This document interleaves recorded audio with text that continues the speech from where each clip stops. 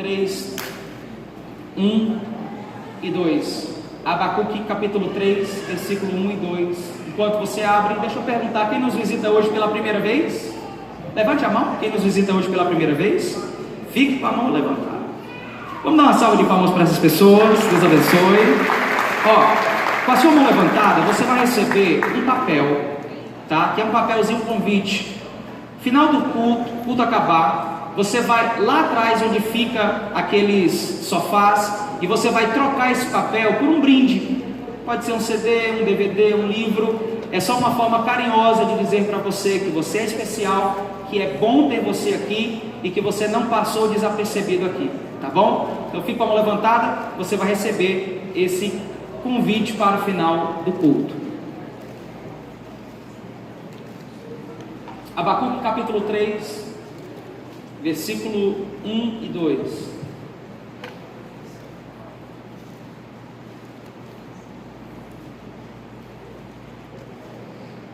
Eita Jesus, o tempo corre muito rápido.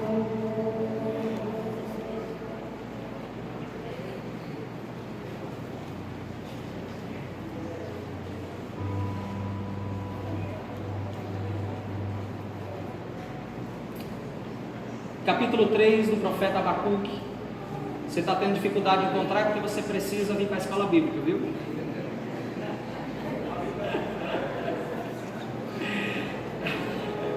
Te peguei. Abacuque 3, 1 e 2. Diz assim o texto sagrado. Oração do profeta Abacuque sob a forma de canto. Ouvi, Senhor, a tua palavra e temi. Aviva, ó Senhor, a tua obra no meio dos anos. No meio dos anos a notifica. E na ira, lembra-te da misericórdia. Vamos ler mais uma vez. Oração do profeta Abacuque em forma de canto. Ouvi, Senhor, a tua voz e temi. Aviva, ó Senhor, a tua obra no meio dos anos. No meio dos anos a notifica. E na ira, lembra-te da misericórdia. Eu quero que você leia comigo o versículo de número 2, em alto e bom som. 1, 2, 3. Ouvi, Senhor, a tua palavra e temi. Aviva.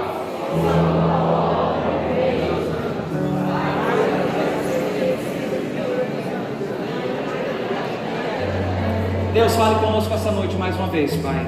Esse é o desejo do nosso coração. Nós queremos te dizer que estamos totalmente abertos e envolvidos na atmosfera de adoração. Por isso teu Espírito tem total liberdade de falar conosco da maneira que o Senhor quiser, da maneira que aprouver ao teu coração. No nome de Jesus, amém e amém.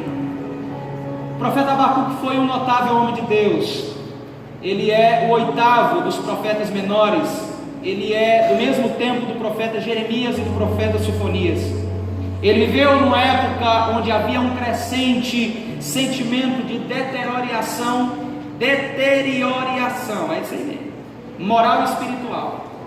Ele viveu num período onde as pessoas decidiram se corromper no Reino do Sul, em Judá. Mas esse camarada decidiu ser diferente. Ele dedicou a sua vida inteiramente ao serviço do Senhor. Ele viveu num período muito delicado da nação de Israel, um período pré-cativeiro. E ele conseguiu, de uma forma muito precisa, nesse período pré-cativeiro, prever que Deus iria castigar a nação de Israel, porque Israel simplesmente decidiu não ouvir a voz do Senhor. Ao ponto que é impossível, todas as vezes que nós quisermos falar de reavivamento espiritual, é impossível falar disso sem que nós mencionemos a vida do profeta Abacuque.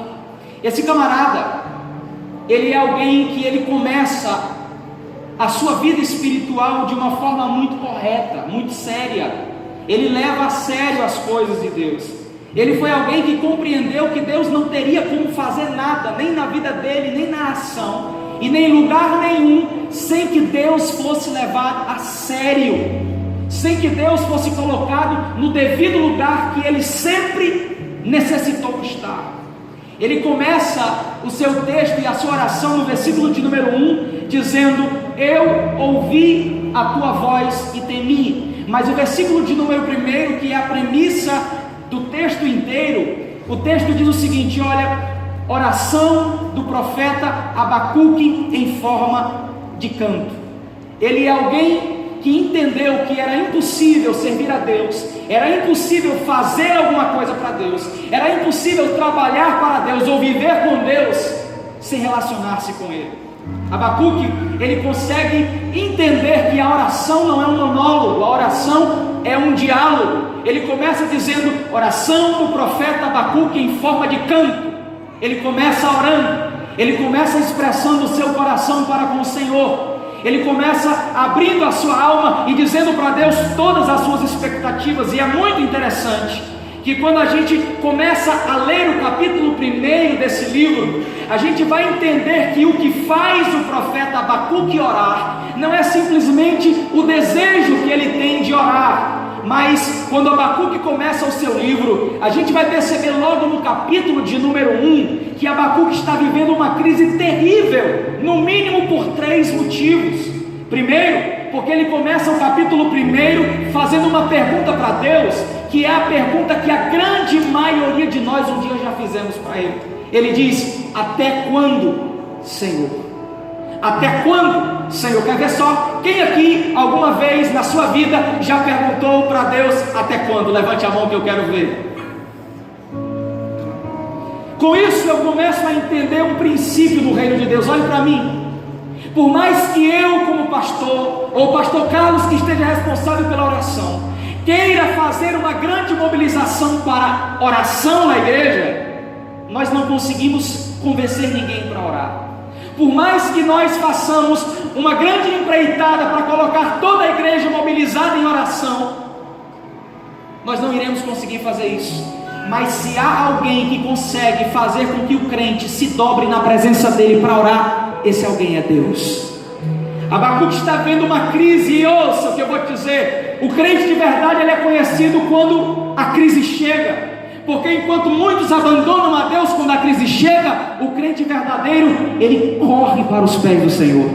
Veio a crise, Abacuque estava amedrontado, porque Deus estava dizendo desde o profeta Jeremias que ele iria enviar uma outra nação para castigar Israel. Abacuque está olhando para tudo isso, ele está vendo tudo isso, e ele está dizendo para Deus, Deus, até quando eu vou orar, eu vou clamar, e o Senhor não vai me ouvir? O que leva Abacuque a uma vida de oração, além de ele ter o seu coração devotado para Deus, é porque quando a crise bate na nossa porta, o crente dobra o joelho e ora. Quando a crise chega, não existe outra coisa, não existe outro recurso, não existe outra pessoa para quem você correr ou para quem você recorrer. É por isso que Jesus nos ensinou, todas as vezes que você quiser orar, entra no teu quarto, fecha a tua porta, porque o teu Pai que está no secreto, Ele vai te ouvir. Pergunte para o seu vizinho, a crise chegou?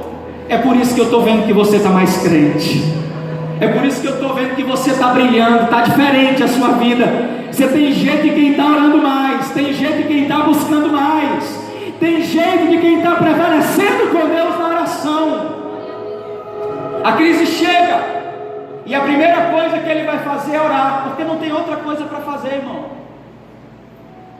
Deus é a única autoridade que você não precisa marcar horário com o secretário para ser atendido. Na hora que você dobrar os seus joelhos, Ele mesmo desce para ouvir a sua oração, porque Ele é um ser poderoso, ocupado, mas não está ocupado demais para ouvir a oração de alguém que aflito clama por socorro pelo seu nome.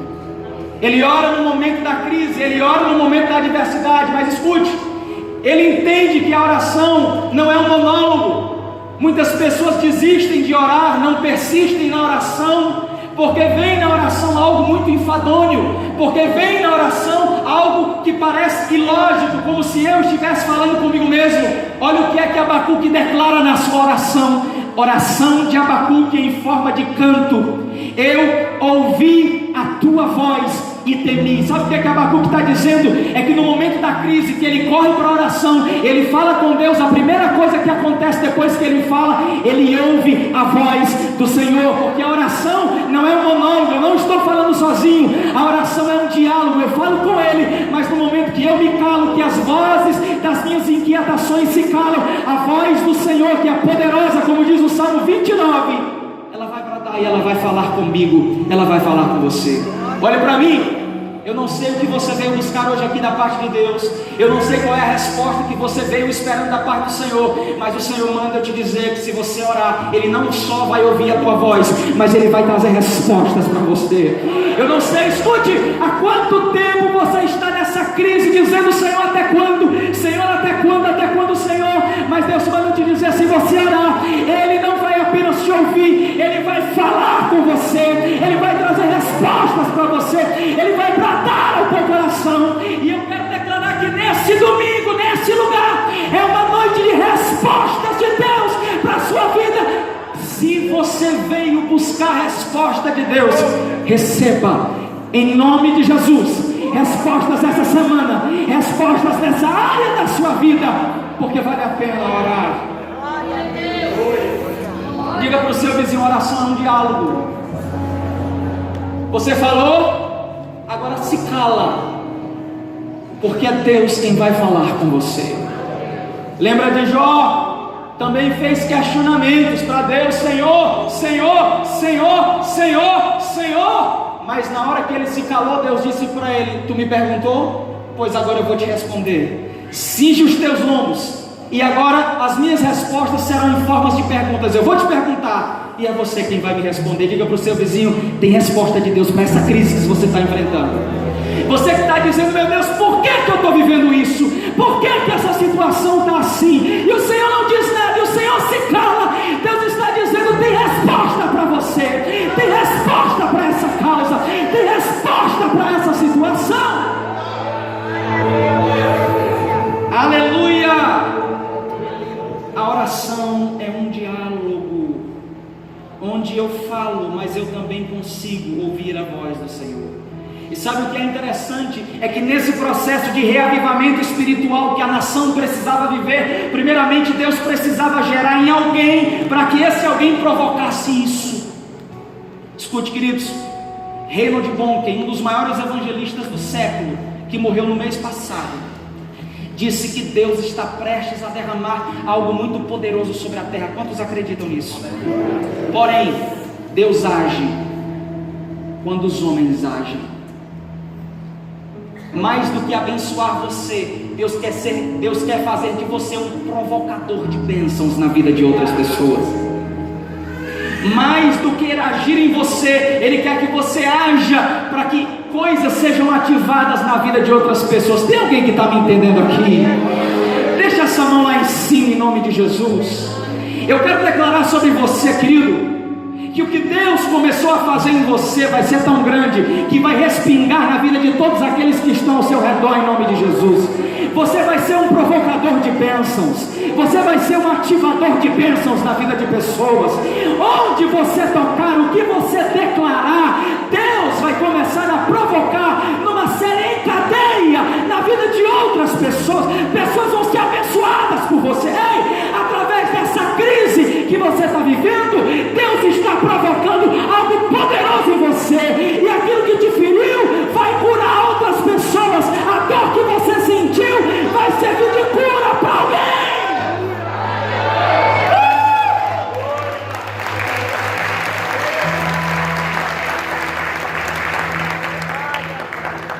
Ele declara dizendo: eu ouvi a tua voz e temi. O processo de avivamento que Deus quer fazer numa igreja, numa família, numa casa, numa rua, numa sociedade, numa comunidade ou numa nação, vai ter que necessariamente começar por alguém. E eu quero saber se essa noite, nesse lugar, existe alguém que está dentro de si, gerando algo poderoso e está dizendo para Deus: Deus, se o Senhor quiser fazer algo grande nessa terra, faz, mas não me deixe de fora. Tem alguém aqui que está querendo dizer isso no coração? Deus, se o Senhor quer ganhar essa nação, quer ganhar a minha rua, ganha, mas não me deixe de fora, me coloca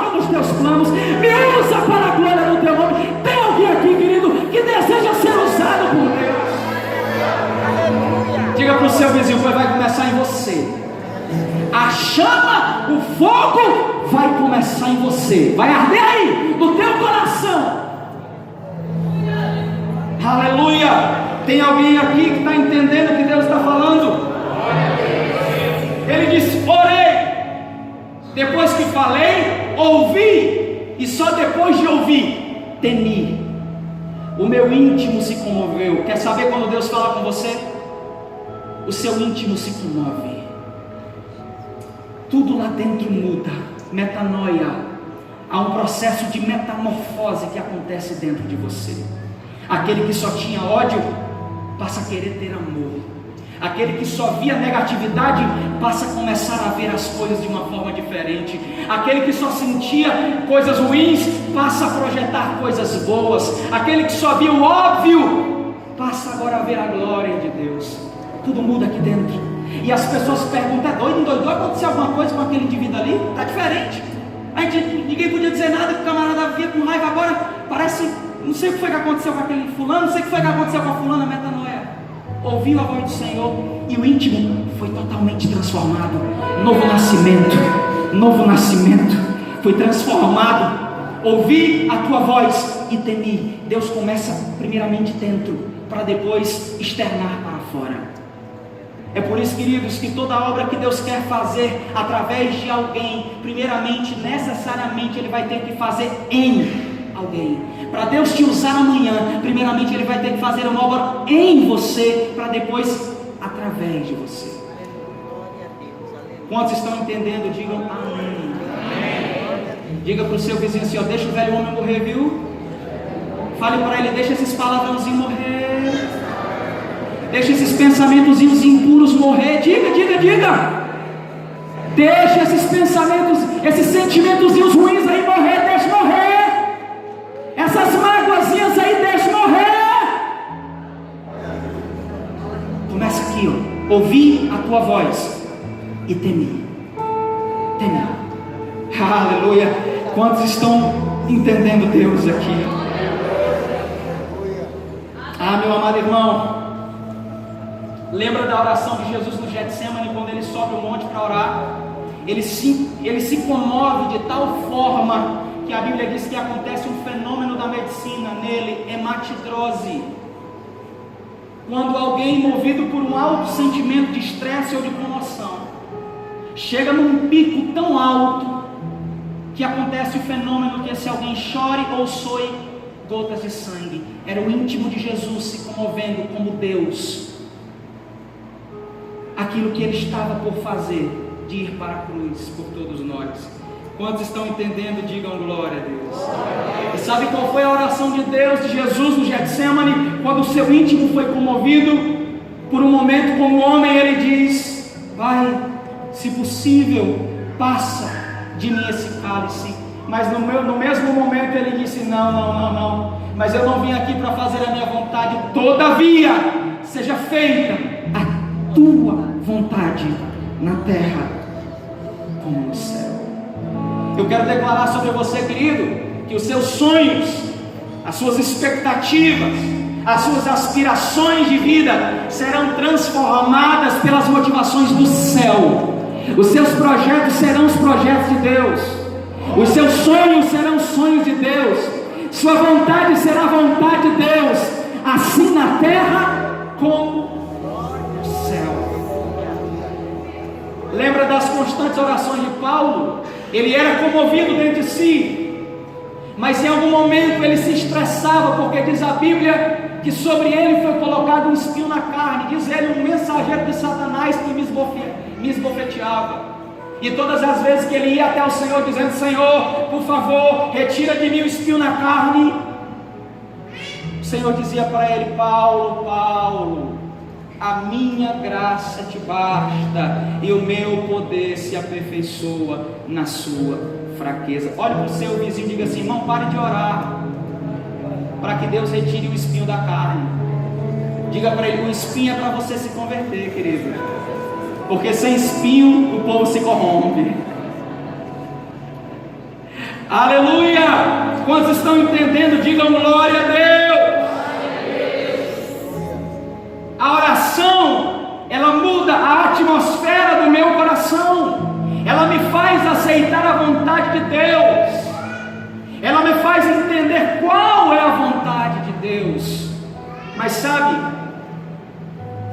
Abacuque escreve o seu livro, ele escreve com um propósito. Sabe qual é o propósito de Abacuque? É de externar a necessidade de um avivamento na nação de Israel. Olhe para mim, queridos, nunca nós precisamos de um avivamento como nós estamos precisando nos dias de hoje. Nunca precisamos tanto de um avivamento como estamos precisando nos dias de hoje. E aí, depois que acontece todo esse processo que Deus faz nele, que ele consegue ter uma comunhão mais apropriada com o Senhor, ele vai fazer um pedido agora: Senhor, aviva a tua obra. Repete comigo: Senhor, aviva a tua obra. Repete comigo: Senhor, aviva a tua obra. Amado, a oração de Abacuque é um clamor pela ardente promessa de Deus, por uma urgente necessidade na nação de Israel. E oxalá que essa seja também a nossa oração. Que essa seja a nossa oração, porque como Israel necessitava, nossa nação e as nações do mundo também necessitam de um grande reavivamento espiritual.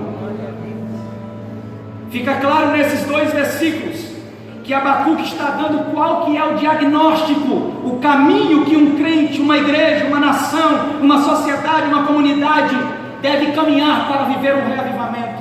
Eu pergunto aqui essa noite: quantos desejam ser sacudidos pela palavra de Deus? Quantos desejam ser reavivados pelo poder do Espírito, para viver para a glória de Deus, para sonhar para Deus, para pregar o Evangelho, para ganhar nações inteiras para Deus?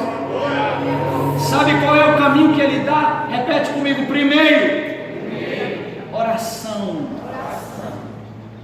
Não haverá um processo de reavivamento se ele não partir por uma vida de devoção ao Senhor.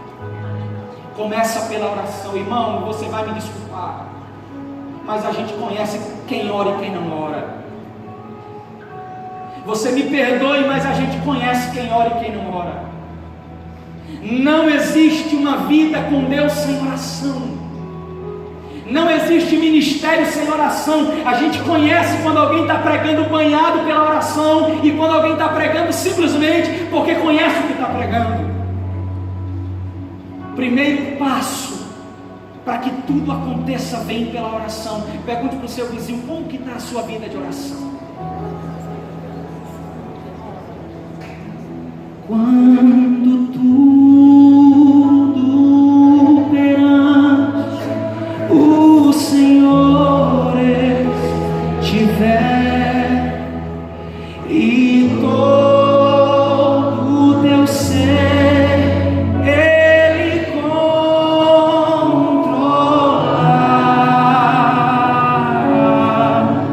só então has de ver que o Senhor tens poder quando tudo deixares.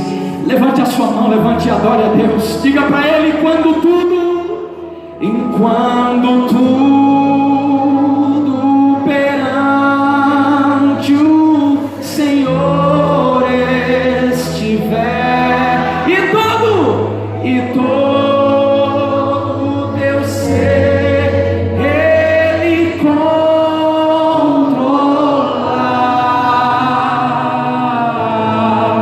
só então has de ver que o Senhor tem poder quando tudo deixares voltar.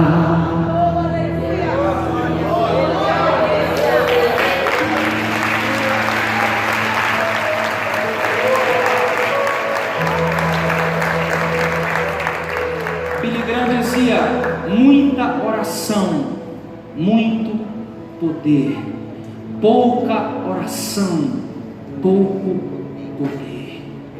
Quer ver Deus incendiar a tua casa? Quer ver, mulher, Deus salvar teu marido que tem um coração duro? Cala a tua boca de reclamar, dobra o teu joelho para orar. Quer ver, mãe, quer ver, pai, Deus salvar teu filho que está se perdendo por aí? Coloca a tua vida em oração.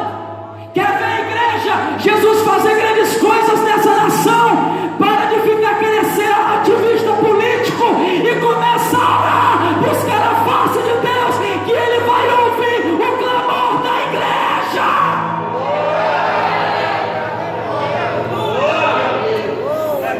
Deus vai ouvir o clamor da igreja. Oração é o primeiro passo. Segundo passo, ouvir a tua palavra. Quer viver uma vida de avivamento e quer transformar tudo aquilo que está ao teu redor? Voltemos à palavra de Deus. Voltemos à santa e poderosa palavra de Deus.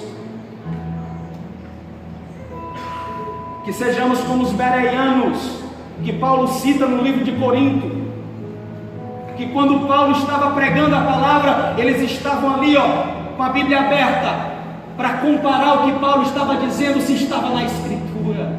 Eram apaixonados pela palavra de Deus. A Bíblia diz no livro de Oséias que só há uma arma que o inimigo tem contra a igreja. Sabe que arma é essa? A ignorância com a palavra de Deus. Satanás, querido, não tem medo de um crente comum, ele tem medo de um crente que ora e de um crente que conhece a palavra de Deus. Aleluia. Ouvir a tua palavra e temer. Primeiro caminho, oração. Segundo caminho, palavra de Deus. Terceiro caminho, depois que eu tenho uma vida alinhada com o céu, eu posso pedir a Deus e provocar um avivamento. Quantos estão entendendo? Digam glória a Deus. Glória a Deus.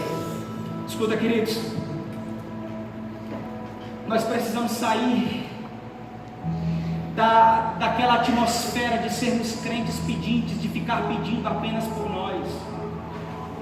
Nós precisamos urgentemente alinhar o nosso coração com o coração do Senhor.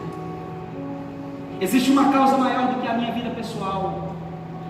Existem dores no mundo maior do que as minhas dores.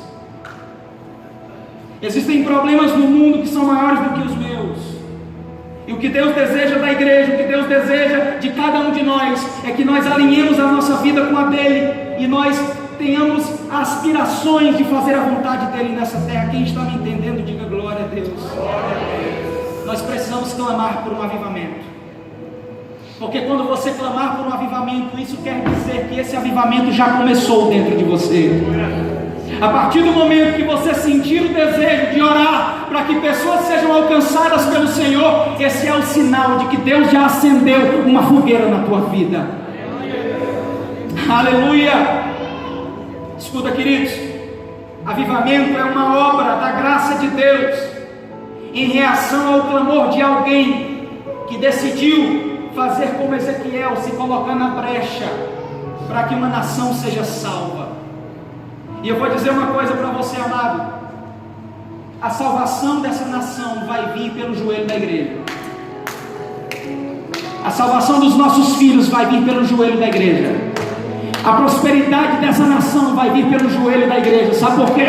Porque a palavra de Deus diz que bendita é a nação cujo Deus é o Senhor. Bendita é a nação cujo Deus é o Senhor. Bendita é a nação cujo Deus é o Senhor. Bendita é a nação cujo Deus é o Senhor.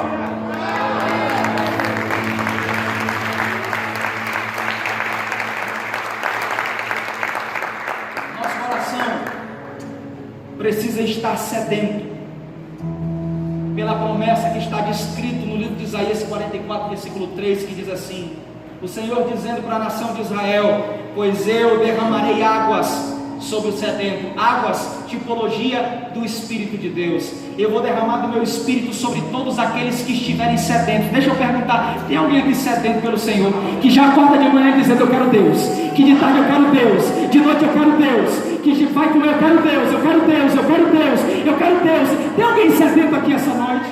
O Senhor está dizendo: eu derramarei água, tipologia do Espírito. Eu vou derramar o meu Espírito sobre quem estiver sedento.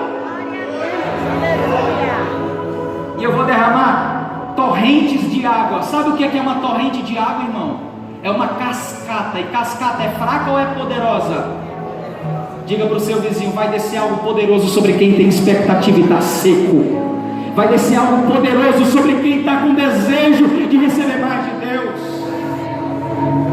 Eu derramarei uma torrente poderosa sobre a terra seca. Eu derramarei o meu espírito sobre os seus filhos. Eu me lembro que eu tinha 9 anos de idade, numa reunião de oração lá em Calcaia, na Assembleia de Deus do Montese. Meu pai estava pregando num culto de oração, e ele chamou para frente todos aqueles que estavam querendo receber mais do Espírito de Deus. Eu nem sabia ao certo o que era isso, mas eu lembro que eu fui lá para frente, e o púlpito era de madeira, e no meio do púlpito tinha um espaço onde uma criança poderia passar. E sabe onde foi que eu me coloquei? Eu me coloquei nesse espaço e me ajoelhei e coloquei meu rosto no chão. E naquele dia meu pai orou, irmãos, junto com toda a igreja. Ele colocou a mão na minha cabeça e eu senti um fogo do Espírito consumindo a minha vida aos 9 anos de idade. Ele vai vir na medida da expectativa que você colocar no teu coração. Se a sua expectativa é grande, se prepare para viver algo grande na presença de Deus. Se a sua expectativa é pequena, se prepare para viver algo pequeno. Se a sua expectativa é nenhuma, se prepare para viver nada. Pergunte para o seu vizinho: qual que é o tamanho da sua expectativa? Quem tem filhos aqui? O Senhor está dizendo nessa palavra: eu derramarei o meu Espírito sobre os seus filhos. Queridos, eu já estou sonhando. Toda vida que eu pego o Tiaguinho no colo, todo dia, toda hora, todo momento que eu cheiro, eu boto as minhas mãos na cabeça dele e digo assim: Senhor, eu abençoo meu filho. Ele vai ser um profeta nessa nação. Ele vai carregar algo poderoso da tua parte. Ele vai levar a tua palavra. Ele vai ser um homem que teme ao Senhor. Eu já estou sonhando de ver ele com 3, 4 anos de idade em cima desse púlpito dizendo: papai, deixa eu pegar, papai. O Espírito vai ser derramado sobre os nossos filhos. Escuta, querido, as drogas não vão pegar os nossos filhos, a prostituição, o homossexualismo não vão pegar os nossos filhos. O Espírito vai descer sobre os nossos filhos.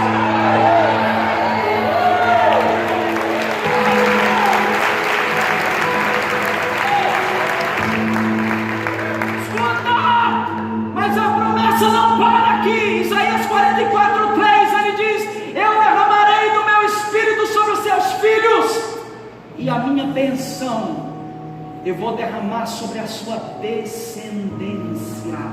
Sabe o que é isso? Se Jesus não voltar daqui a 50 anos, eu tenho 80. Se ele não voltar daqui a 60 anos, eu tenho 90. Se ele não voltar daqui a 100, eu tenho 130. Você está pensando que essa terra vai vir comer, irmão? Vai não. Hoje Jesus me leva arrebatado, agora ele me guarda no formol. A gente de quê, mano? Crê não?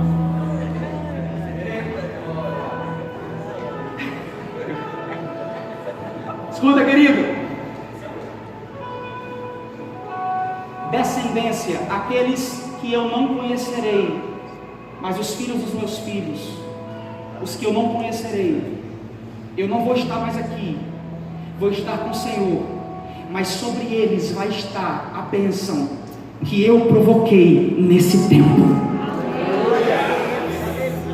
Sobre aqueles que eu ainda não conheço, a bênção do Senhor estará sobre eles, porque alguém me provocou aqui. Se atentamente tu ouvires a voz do Senhor teu Deus, tendo cuidado de guardar no teu coração, você, os seus filhos e a sua descendência estarão debaixo da bênção e da promessa do Senhor. Alguém acredita nisso? Os seus netos, os seus bisnetos, os seus tataranetos serão abençoados, porque alguém provocou.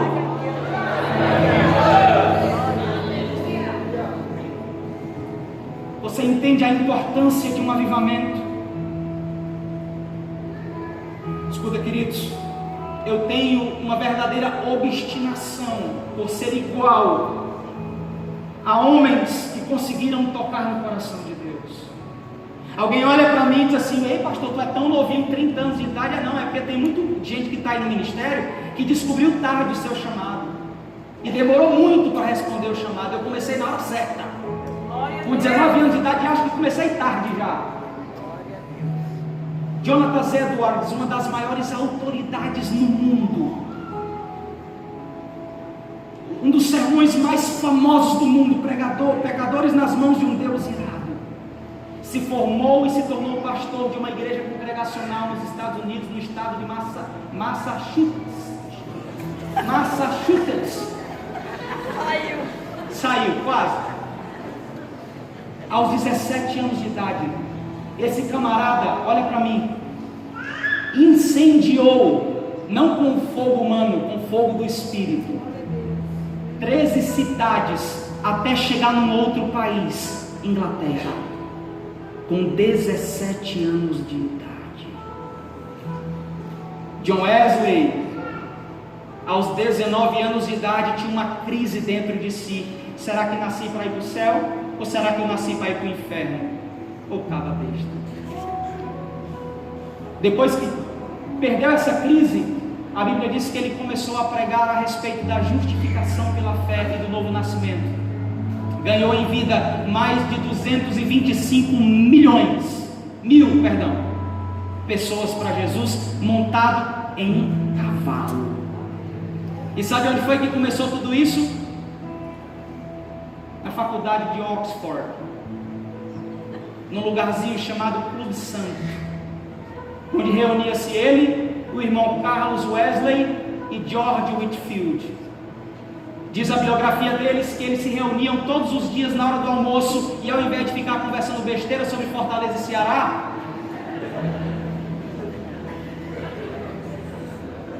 ou de Bolsonaro e de Lula,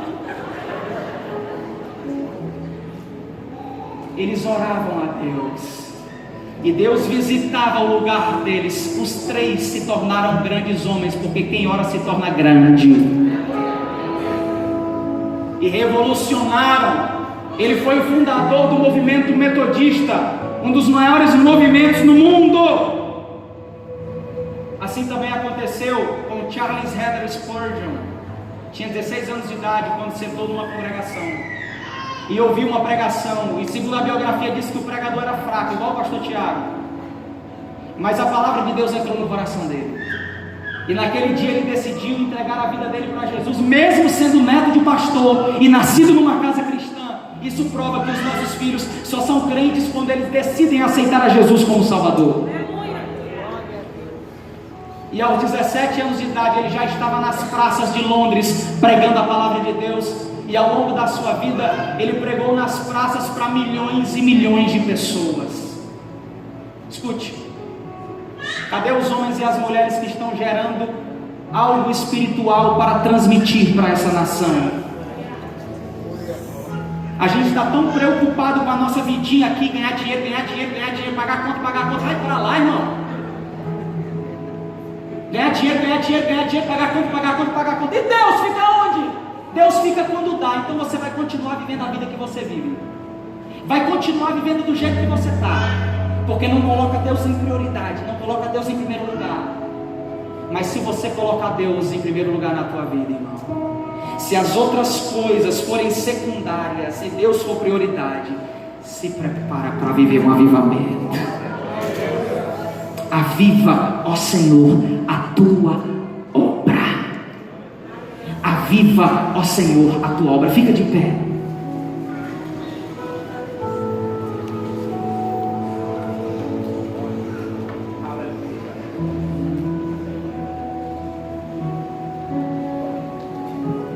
Eu tenho 2 apelos para fazer hoje. O primeiro é para quem sente no teu íntimo, pode deixar,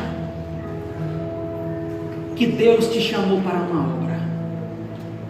Você que sente no teu íntimo que Deus te chamou para algo diferente nessa terra, que não foi só para ganhar dinheiro, que não foi só para trabalhar, isso aí faz parte. Mas você sente que Deus te chamou para pregar a palavra, para ganhar pessoas para Jesus. Eu quero chamar você aqui na frente. Sai do teu lugar e vem aqui, para cuidar de pessoas, para transmitir o Evangelho.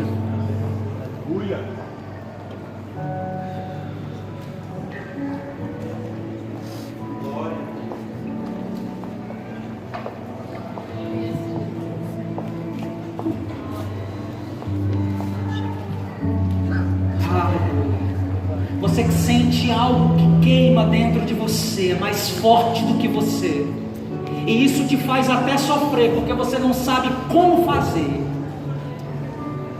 Sai do teu lugar, vem cá. Você que tem um desejo santo, que quando você olha pessoas, você diz: eu preciso pregar, eu sei que Deus me chamou para mais, eu ainda não estou fazendo o que sei que Deus me chamou para fazer, mas há algo dentro de mim que queime, que me diz que Deus me chamou para isso, e que Deus acendeu uma fogueira dentro de você, que por causa das circunstâncias foi se apagando. Tem mais gente aqui, sai do teu lugar e vem para cá.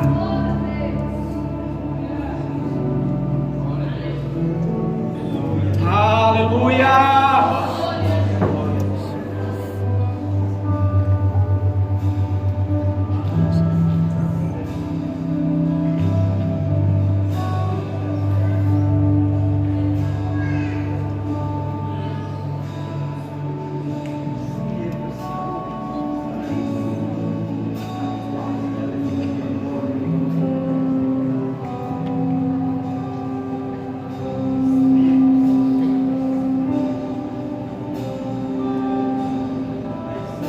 Sua palavra diz, ó Deus: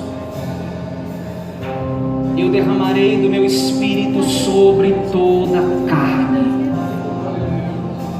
Vossos filhos e vossas filhas profetizarão, vossos velhos terão visões, sonharão, os vossos jovens sonharão, terão visões.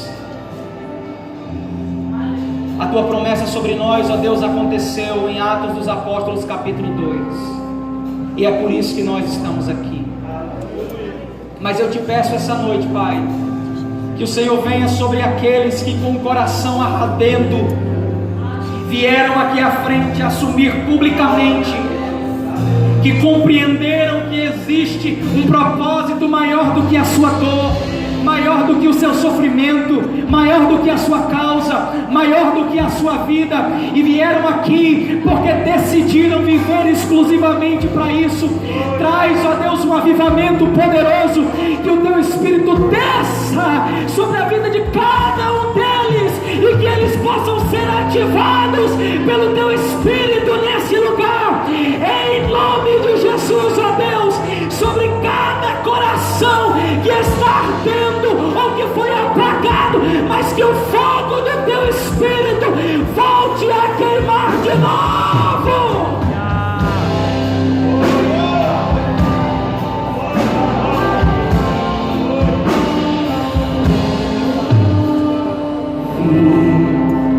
Sem intimidades comigo, não há como você dizer, sem dobrar os teus joelhos e na madrugada me buscar, sem examinar as escrituras, não há como descobrir os segredos que tenho para você. Mas sondei seu coração e vi desejo de adorar, foi pensando então que decidi me revelar e te mostrar alguns segredos para uma vida de vitória e de conquista. Escute o que eu vou te dizer, enquanto eu for sua prioridade, pode vir o que vier. Também tranquilo, seja lá para o que for, que cairão ao teu lado, mesmo que à tua direita, mas você não será atingido pela livramento do meu Deus.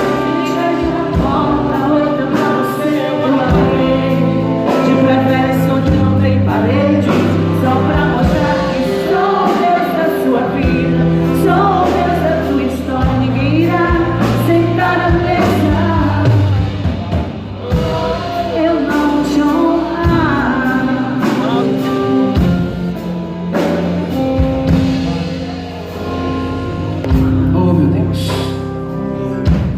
Coloque a sua mão no seu coração.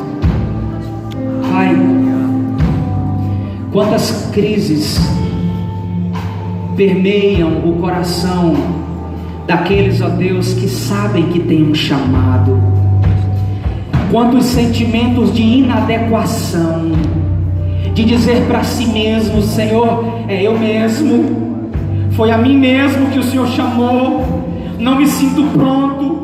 Como Moisés, muitos de nós nos apequenamos diante do Senhor e dizemos para Ti que nós não temos condições, que nós não sabemos falar, que nós, ó Deus, não estamos preparados para isso. Mas nesse momento, ó Deus, eu quero te pedir, Pai, que a Tua voz possa bradar no coração dos Teus filhos, e como a Moisés, o Senhor possa dizer para cada um daqueles que estão aqui: Senhor, eu sou o Teu Deus, que sou contigo, que te tirei da terra do Egito, e te digo que eu colocarei as minhas palavras na tua boca.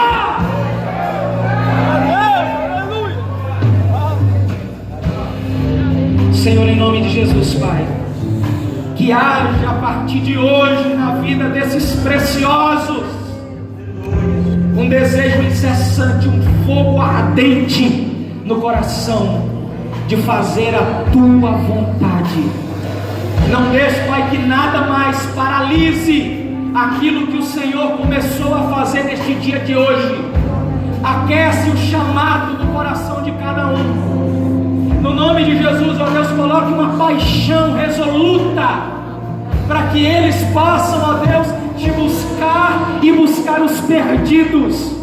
No nome de Jesus, Pai, é o que nós te pedimos essa noite, crendo que o Senhor tem nos selado, não apenas para a redenção em Cristo, mas também para uma grande obra, no nome de Jesus. Deixa eu perguntar essa noite se há alguém que quer entregar sua vida a Jesus ou se reconciliar com o Senhor. Os demais voltem, e os que querem aceitar a Jesus ou se reconciliar.